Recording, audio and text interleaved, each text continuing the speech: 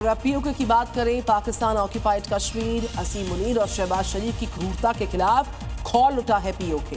दरअसल पीओके की आवाज दबाने के लिए मुनीर ने अपने सैनिक भेजे, लेकिन पीओके के लोगों ने उन सैनिकों को ऐसा जवाब दिया कि वहां से दम दबाकर पाकिस्तान के सैनिक भाग गए। देखिए कैसे मुनीर के भेजे इन जल्लादों को पीओके की जनता ने दौड़ा दिया। दरअसल पीओके के लोग अपनी मांगों को लेकर शांतिपूर्ण प्रदर्शन करना चाहते थे, लेकिन फील्ड मार्शल मुनीर ने आवाज उठाने वालों का दमन करना चाहा। रावलकोट में प्रदर्शनकारियों पर गोली चलाई। मुनीर की बर्बरता पर पीओके के लोग भड़क गए। पाकिस्तान से पीओके को जोड़ने वाले रास्ते को जाम कर रहे हैं। 9 जून से पूरे पीओके में मुकम्मल लॉकडाउन का ऐलान किया गया। अब बलूचिस्तान के साथ साथ ये इलाका भी मुनीर और शहबाज के हाथ से निकलता जा रहा है। और पीओके के लोग फील्ड मार्शल आसिम मुनीर के जुल्मों का मुंह तोड़ जवाब देते नजर आ रहे हैं। दरअसल मुनीर के सैनिकों को दौड़ा दौड़ा कर पीटा जा रहा है। पीओके के लोग लाठी डंडे लेकर सड़क पर उतरे हैं ताकि अगर मुनीर के सैनिक वापस आए तो उनकी अच्छे से खबर ली जा सके। पीओके में इनकलाब की आवाज बुलंद हो गई है। मुनीर के सैनिकों को खदेड़ा जा रहा है। लाठी डंडे लेकर प्रदर्शनकारी सड़कों पर डटे हुए हैं ताकि मुनीर के जल्लादों का उन्हीं की भाषा में जवाब दिया जा सके। पीओके के लोगों के आक्रोश को देखते हुए मुनीर शहबाज की नींद उड़ गई है। मुजफ्फराबाद समेत कई इलाकों में धारा 144 लागू है। इंटरनेट सेवाएं बंद है। सुरक्षा बल प्रदर्शनकारियों पर फायरिंग कर रहे हैं। रावलाकोट में मुनीर के सैनिकों की बर्बरता के खिलाफ प्रदर्शनकारियों ने जमकर आगजनी की, जिस पर पाकिस्तान सरकार ने जॉइंट अवामी एक्शन कमेटी को बैन किया और विरोध करने पर गोलियां चला दी। महाराष्ट्र के मनमाड से बड़ी खबर है। 80 लाख का चोरी का सामान बरामद किया गया। मनमाड रेलवे पुलिस का एक्शन। चोरी के मामले में 2 संदिग्धों को गिरफ्तार किया गया। ट्रेन में यात्रा कर रहे व्यापारी का बैग चोरी करके भाग गए थे।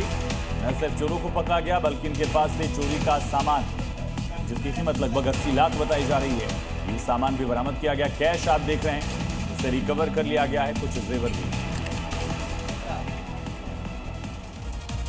आप भी किसी मॉल या फिर दुकान में कपड़े खरीदने जाते ही होंगे, तो वहां पर कपड़ों को ट्रायल करने के लिए जब आप ट्रायल रूम में जाते हैं तो ये खबर आपके लिए बहुत इंपॉर्टेंट है, क्योंकि राजस्थान के झुंझुनू से एक दुकान के संचालक का कैमरा कांड सुर्खियों में है।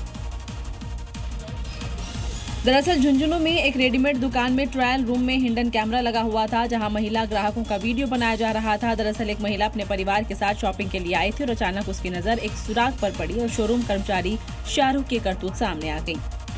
जैसे ही खुलासा हुआ, पूरे इलाके में हड़कंप मच गया। दुकान के कर्मचारी शाहरुख को पुलिस ने शिकायत पर हिरासत में ले लिया है। मामले का खुलासा होने के बाद हिंदू संगठन और व्यापारियों ने जमकर हंगामा किया, सड़क पर जाम, आरोपी के खिलाफ सख्त कार्रवाई की मांग की। दिल्ली के इंदिरा गांधी इंटरनेशनल एयरपोर्ट पर बड़े ड्रग रैकेट का खुलासा हुआ। यहां कस्टम अधिकारियों ने करोड़ों की कीमत की ड्रग्स जब्त की। हैरानी की बात यह है कि तस्कर जो हैं इस बार ऐसा तरीका अपना कर आए थे जिसने अधिकारियों को भी चौंका दिया।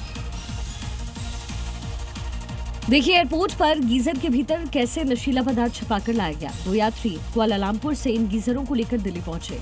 ग्रीन चैनल से बाहर निकलते समय जांच के दौरान गीजर खोले गए तो नशा तस्करों का खेल खत्म हो गया।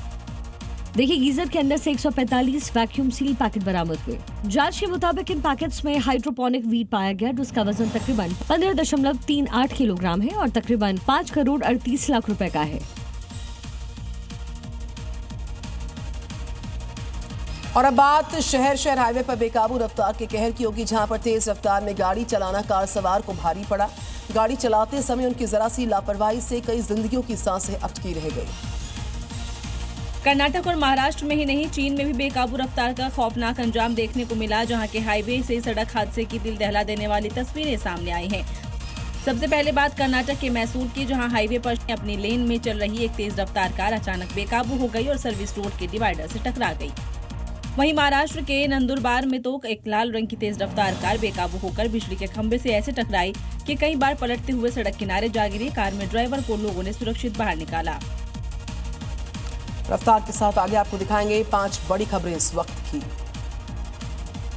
दुनिया की सबसे लंबी सिंगल ट्यूब सुरंग यानी जोजिला सुरंग का आज ब्रेक थ्रू समारोह है। केंद्रीय सड़क परिवहन और राजमार्ग मंत्री नितिन गडकरी सुरंग में ब्लास्ट कर दोनों सिरों को आपस में जोड़ेंगे। इस सुरंग के चालू होने की दिशा में इससे बड़ी सफलता माना जा रहा है।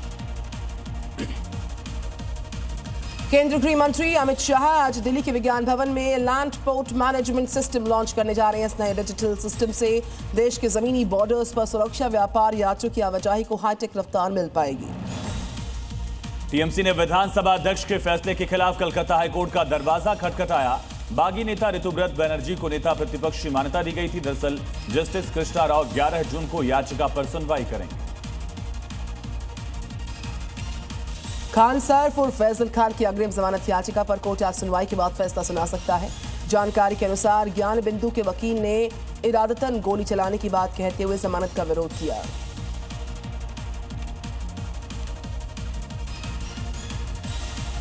तो खान सर जो है उनकी